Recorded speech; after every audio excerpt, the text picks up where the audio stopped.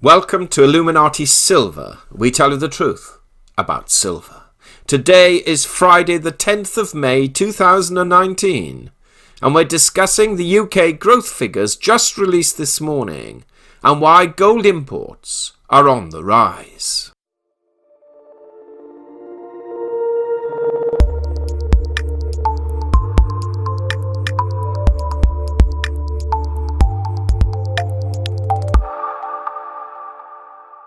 The Office for National Statistics announced this morning that UK growth was 0.5% in the first quarter of 2019, up from 0.2% in the previous 3 months. The manufacturing sector grew at its fastest rate since 1988, and it is claimed that manufacturers stockpiling ahead of the original 29th of March Brexit deadline helped to boost this growth. Pharmaceuticals were one of the largest growth sectors, expanding some 9.4% in this first quarter, partly due to the public fear that Brexit would cause a considerable inability to obtain certain drug treatments. This Brexit fear also drove a surge in imports, with the total trade deficit, the gap between what the UK imports and exports, more than doubling in the first quarter from £8.9 billion to £18.3 billion, a record high. Two of the items in such demand which contributed to the increase in imports were cars, and wait for it, fellow stackers, and gold. Non-monetary gold, which rose by £6 billion. We shall cover this issue of gold imports in a separate video or podcast, but it is certainly worth taking notice of. Tej Parikh, senior economist at the Institute of Directors, warned the rise in growth may just be, quote, a flash in the pan, unquote. He goes on to say, quote, some businesses brought activity forward early this year in preparation for leaving the EU, so higher stocks and earlier orders have artificially bumped up the growth numbers. In the second quarter, many firms will be keen to run down their Brexit cachets, which will drag on economic growth, unquote. However, this view is contradicted by Ruth Gregory, senior UK economist at Capital Economics, who stated that the figures offered some, quote, encouraging signs that underlying growth gained some pace, unquote. As household consumption growth was, and she uses the word solid, and that business investment grew, and she uses the word for the first time in 4 quarters.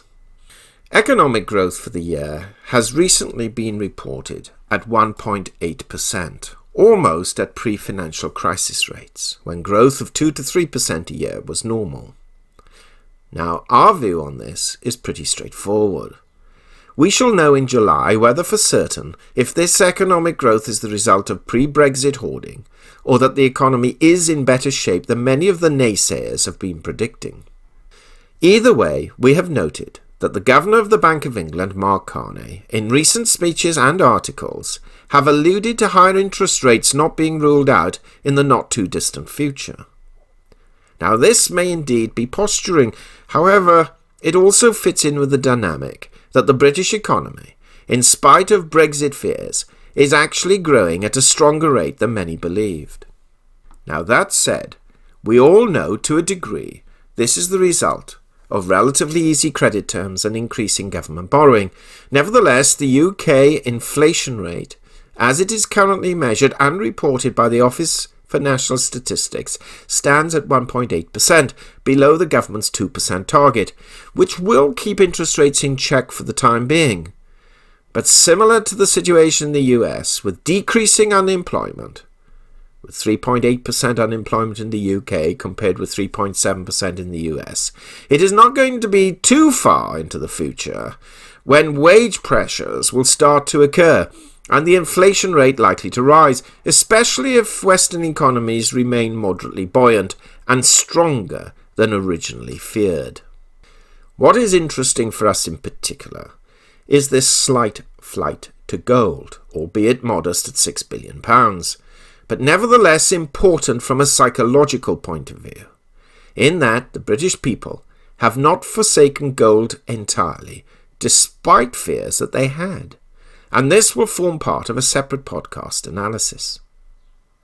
So, from the US and UK points of view, and that of Europe, the second quarter of 2019 will indeed provide a good bellwether as to whether our respective economies are heading towards economic growth or decline. We hope you have found this video interesting and informative, and if so, please give it a thumbs up and share it on social media. Please ensure that you have subscribed to our channel and press the bell sign so that you are notified of any future videos. Also, kindly visit our website at illuminatisilver.com, and if you haven't already done so, please subscribe either as a free or paying member for regular email updates and offers. Disclaimer: Illuminati Silver owners come from a background of banking, international wealth management and economics. Having now retired from these worlds, we are not qualified to give investment advice. Therefore, this and other productions must not be deemed to be giving such advice and merely represent the personal views of its owners.